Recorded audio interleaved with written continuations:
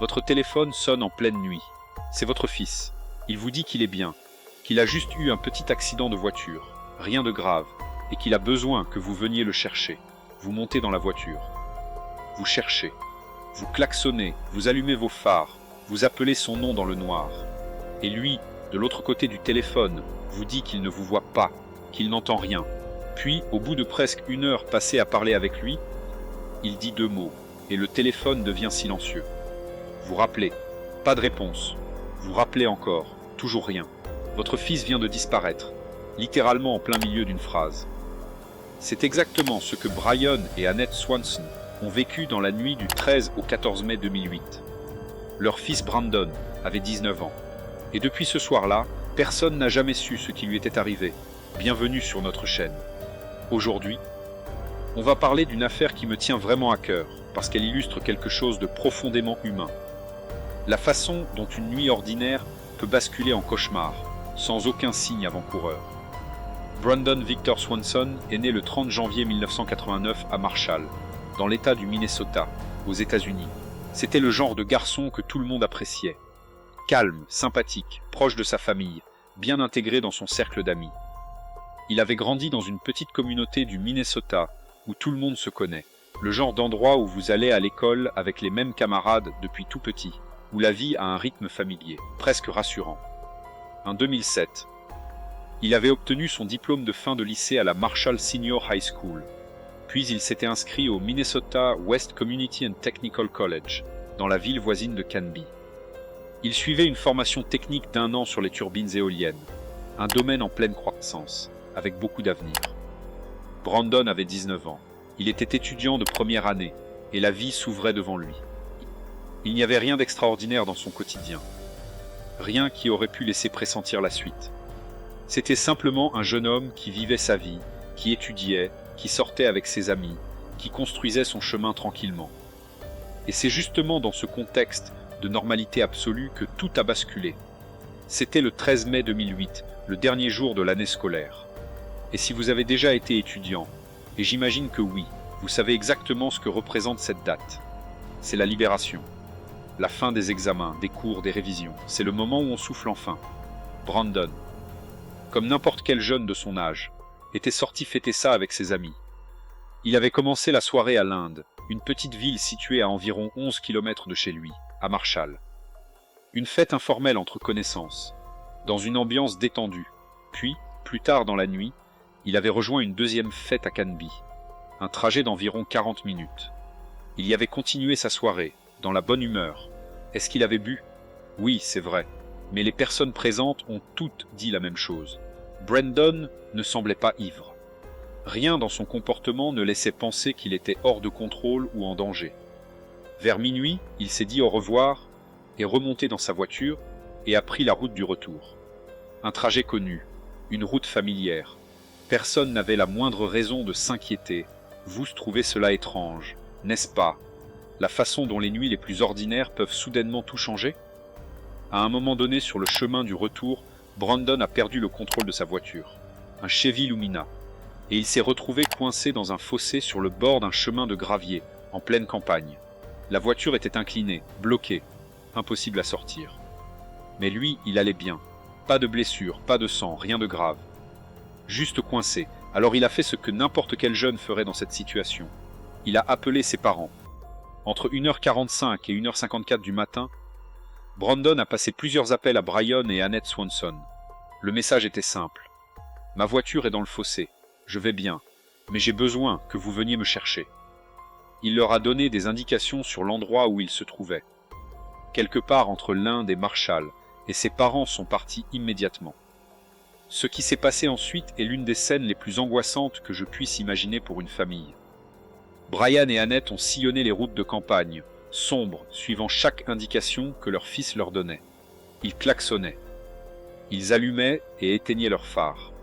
Brandon, de l'autre côté de la ligne, leur disait qu'il ne voyait rien, qu'il n'entendait rien, et les parents, eux, ne trouvaient ni leur fils ni sa voiture. Qu'auriez-vous fait à leur place? Comment aurait-on gardé son calme dans une situation pareille? Le Lumires Halloween, après avoir tourné en rond sans succès pendant un bon moment, Brandon a pris une décision. Il allait marcher en direction des lumières qu'il voyait au loin. Il croyait que c'était l'Inde. Il a laissé sa voiture derrière lui et a commencé à marcher à travers la campagne ouverte, dans le noir, vers ce qu'il espérait être la civilisation. Pendant près de 47 minutes, il est resté en ligne avec son père. Il lui décrivait ce qu'il voyait.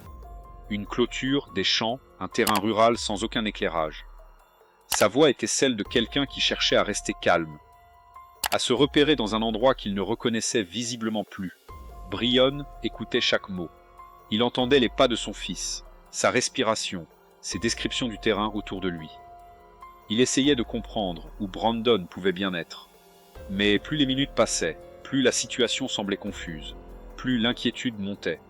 Et puis, vers 2h30 du matin, sans aucun avertissement, sans aucun cri, sans aucun bruit particulier, Brandon a dit 2 mots. 2 mots simples, presque banals, et la ligne s'est faite silencieuse. Brian a rappelé immédiatement.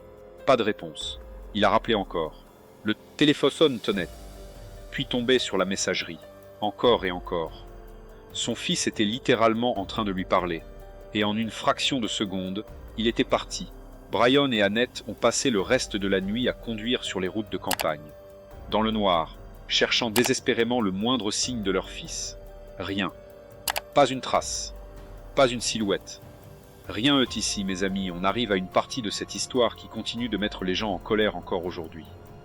Quand les parents de Brandon ont signalé sa disparition au bureau du shérif du comté de Lyon, à 6h30 du matin le 14 mai, la réponse initiale des autorités a été froide.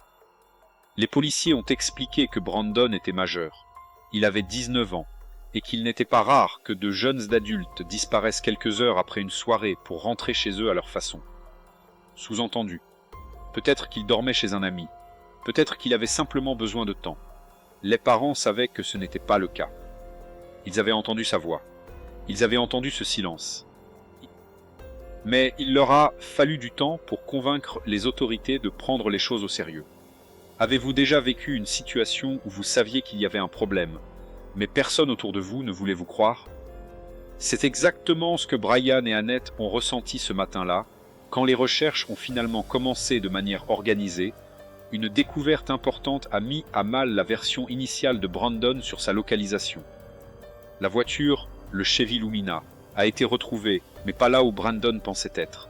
Elle n'était pas entre Lind et Marshall. Elle était à plusieurs kilomètres de là, dans le comté de Yellow Medicine, près de la ville de Taunton.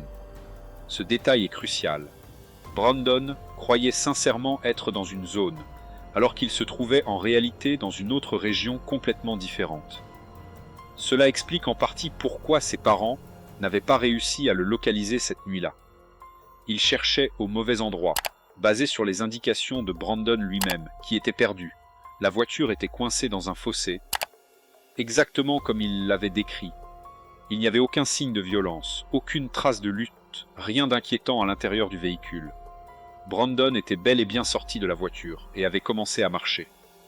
Son téléphone portable a ensuite été localisé, grâce au relevé téléphonique, non loin de la ville de Taunton, à une bonne distance de là où sa voiture avait été retrouvée. Ce qui suggère qu'il avait effectivement marché pendant un moment. Des centaines de bénévoles, des chiens renifleurs, des équipes de recherche spécialisées, des hélicoptères, tout a été mobilisé dans les jours et semaines qui ont suivi. La zone autour de Taunton a été ratissée. Des cours d'eau, des champs, des forêts, des fossés, des routes. Les enquêteurs ont cherché avec acharnement. Mais Brandon Swanson restait introuvable. Plusieurs hypothèses ont été envisagées au fil des années. Et aucune n'a jamais pu être confirmée ni écartée avec certitude. La première, et la plus probable selon de nombreux experts, est la noyade accidentelle. La région autour de Taunton est parsemée de fossés d'irrigation, de petits cours d'eau et de zones humides, surtout au printemps, quand les eaux de ruissellement gonflent tout.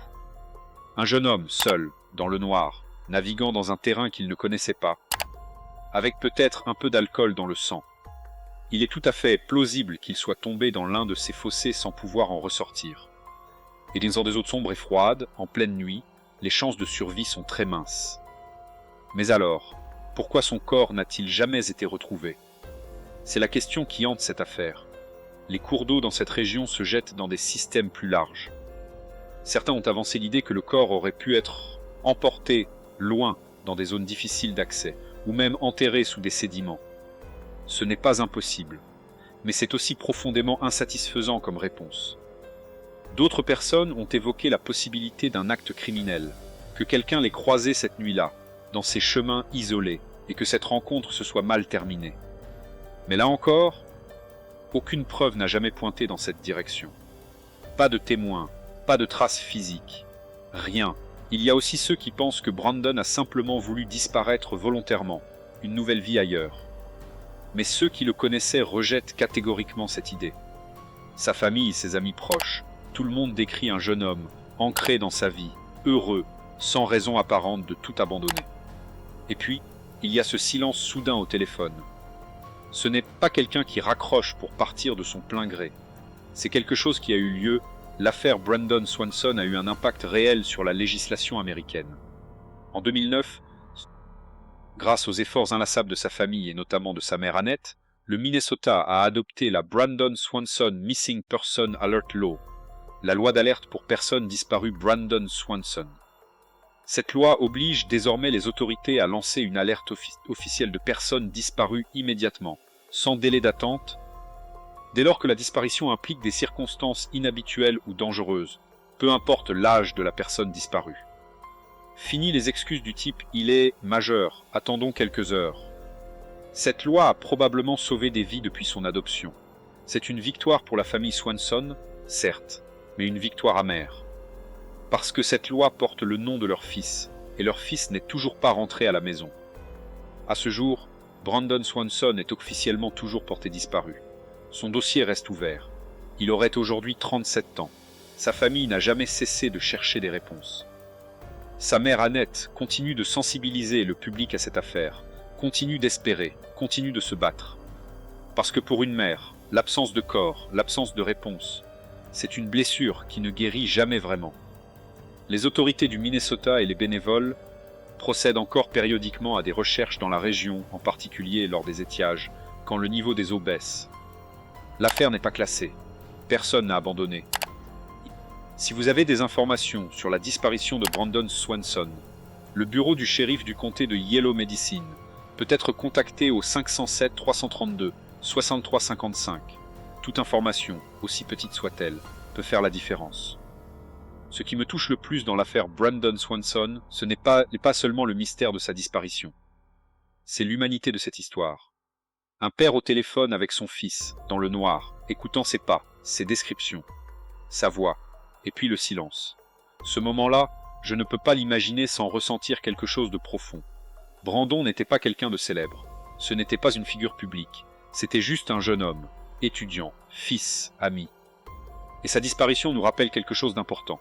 Tout peut changer en une nuit. Une route, une vala, un téléphone, 2 mots et le silence. L'enquête a été imparfaite.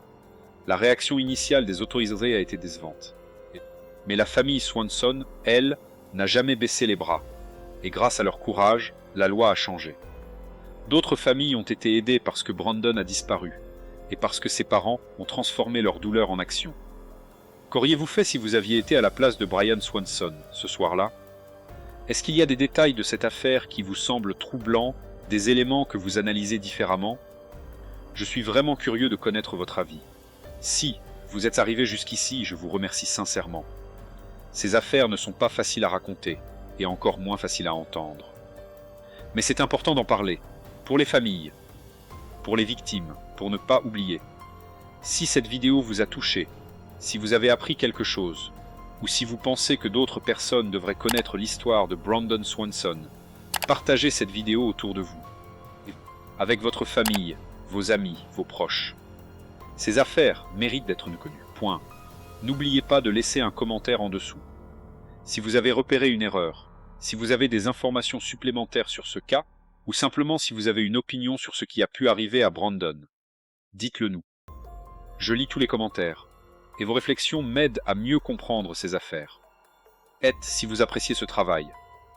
Un petit pouce bleu ne prend que 2 secondes, mais il nous aide énormément à faire connaître la chaîne. Abonnez-vous aussi pour ne manquer aucune affaire. On en a encore beaucoup à explorer ensemble.